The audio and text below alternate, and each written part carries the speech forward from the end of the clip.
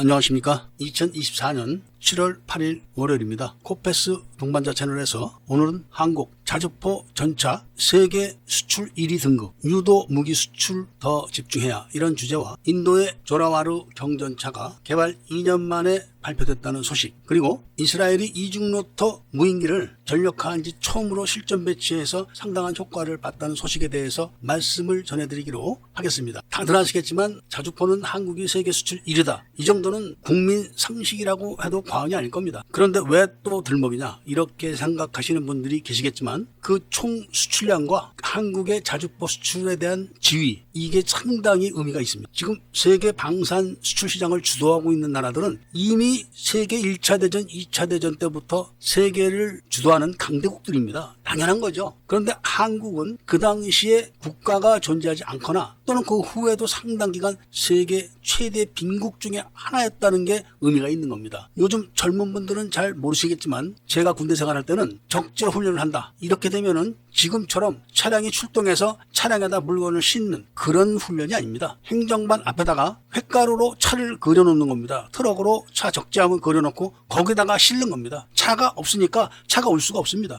또는 차가 있다고 해도 차량 연료를 다 팔아먹어가지고 움직이질 못하는 거죠. 수십 톤짜리 전차가 시동이 꺼지게 되면 훈련 나와있던 인근의 보병들이 수십 명이 달라붙어가지고 전차를 밀어서 시동을 걸고 했었습니다. 이랬던 나라가 완전 자동화된 155mm 자주포를 전 세계에 수출하는데 그 수출 총량을 미국을 포함한 모든 강대국들이 다 달라붙어도 한국을 따라오질 못합니다. 이게 말이 되는 이야기가 아니지만 현실이 돼버린 겁니다. 전차도 세계 수출 물량 1위에 등극했지만 다른 모든 열강들이 숫자를 합치면 한국을 넘어섭니다. 그러나 올해 추가 물량이 계약이 되게 되면 이 전차도 세계 다른 나라들이 합쳐도 물량을 따라오지 못할 정도로 격차가 벌어지게 됩니다. 이것뿐만 아니라 방산 수출 물자 전 품목을 더해서 평가를 했을 때도 미국이 당연히 1위입니다. 그런데 그 2위는 한국입니다. 전투기를 포함한 모든 방산 물자가 다 망라되어 있는 겁니다. 전투기도 한국이 지금 세계 3위에 랭크되어 있는데 KF-21 수출이 본격화되게 되면 2위 정도는 될 겁니다. 그래서 프랑스가 지금 길길이 날뛰면서 경고음을 계속 내고 있는 겁니다. 그런데 한국이 장갑차 부분에서는 의외로 큰 두각을 나타내지 못하고 있습니다. 호주에서 독일을 제치고 호주의 장갑차 사업을 수출했지만 이 장갑차 부분이 엄청난 장벽이 있습니다. 웬만한 나라들은 다 만드니까 그 숫자도 엄청납니다. 종류도 엄청납니다. 이 부분도 해당 업체들이 총력을 기울여서 개발 내지는 개량을 하고 있으니까 곧 성과가 나올 것이고, 앞으로 좀 신경 쓰고 유망하다고 생각되는 부분이 바로 유도무기 부분과 함정 부분입니다. 유도무기는 최근에 시동이 걸린 상태라 앞으로 두각을 나타낼 걸로 예상이 되지만 좀 더 많은 투자를 해서 현대전에 어필하는 그런 유도무기를 더 개발을 해야 되고, 함정 부분은 미국이 현재 함정이 크게 부족하기 때문에 함정을 건조할 능력이 부족한 미국으로서는 한국과 일본 등의 물량을 나눠줄 공산이 크기 때문에 이 부분도 방산 실적이 크게 높아질 걸로 예상되고 있다는 말씀을 전해드리고, 다음 이야기는 몇 년 전에 본 채널에서 인도가 조라와르 경전차를 개발한다, 이런 영상을 올려드렸고, 조라와르 개발에는 하나가 참여하고 있다, 그러나 주도는 인도 업체들이 한다, 이런 말씀을 전해드린 적이 있었습니다. 2년 만에 인도가 경전차를 개발을 끝낸 겁니다. 인도 역사상 있을 수가 없는 일이죠. 인도는 뭐만 개발했다면 기본이 20, 30년입니다. 그런데 경전차를 단 2년 만에 개발을 했다. 그리고 주목해야 될 것은 경전차의 엔진이 미제 파워팩인데다가 경전차의 궤도를 고무 궤도로 했다는 것은 하나의 도움이 있지 않았나, 이런 생각을 해본다는 말씀을 전해드리고, 다음 이야기는 제가 항상 가슴 아파하는 부분, 바로 무인기 부분인데, 이스라엘이